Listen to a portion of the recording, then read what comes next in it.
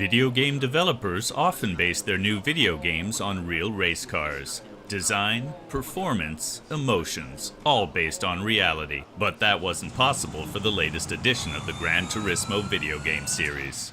We had a large team at the beginning. We really let everyone in our design department help with the development. And that was absolutely necessary, because this time there was no race car template to start from. It was entirely developed virtually. It's a very special project. You don't start with this big technical background like a production car. You start on a blank sheet of paper.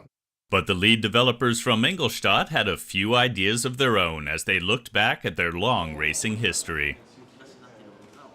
We had a look back into our famous history of motorsports, and we found out that there's one car is really popping out, and this is the IMSA Quattro. It had the Quattro technology inside, and we translated this car into the future combined with the newest technology. One thing was clear for the video game speedsters at the end of the discovery phase. The new model had to hit the streets. The experience wasn't limited to virtual reality, but became reality. Honestly, I think it's really great because this baby, it took us 18 months to bring it to reality. And especially in the beginning, some people thought this is a strange idea, bringing something from the gaming world into reality. However, that wasn't as easy as one might like to imagine. Everything's possible in a video game, but everything has to fit together in a real car, from the tires to the electrics. It's more than a big challenge. Honestly speaking, normally it works a little bit different way. Of course, you need a designer at a very early momentum, but this time it was really difficult because the design was already frozen, because everything was already approved by Gran Turismo.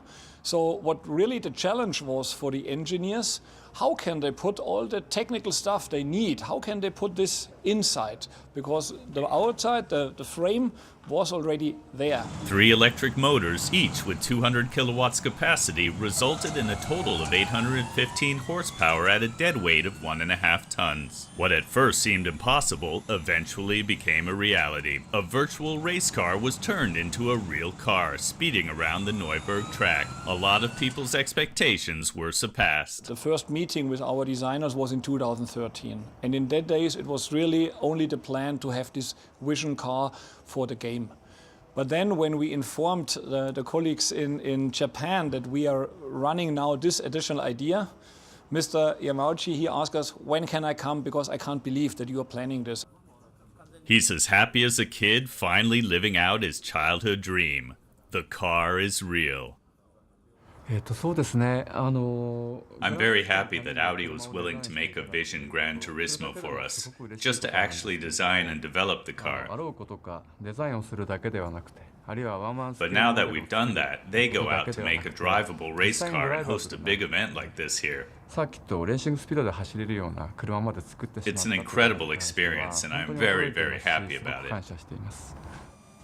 The creator of the Gran Turismo video game series isn't about to pass up the opportunity to get behind the wheel and put the pedal to the metal.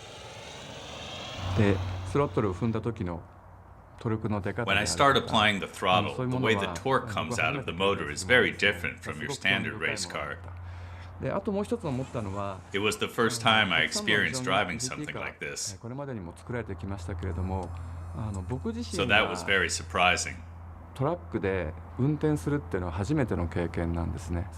Even professional race car drivers like Daniel Abt are impressed with the transition from a video game to the racetrack. It's really just like a unique language, and it's super futuristic. Of course, you have your expectations when you get in the car and when you start driving. Just stepping on the gas for the first time is really powerful and so much fun. An exemplary electric car for the fans of the video games too. Characteristically Gran Turismo, but this time it's real.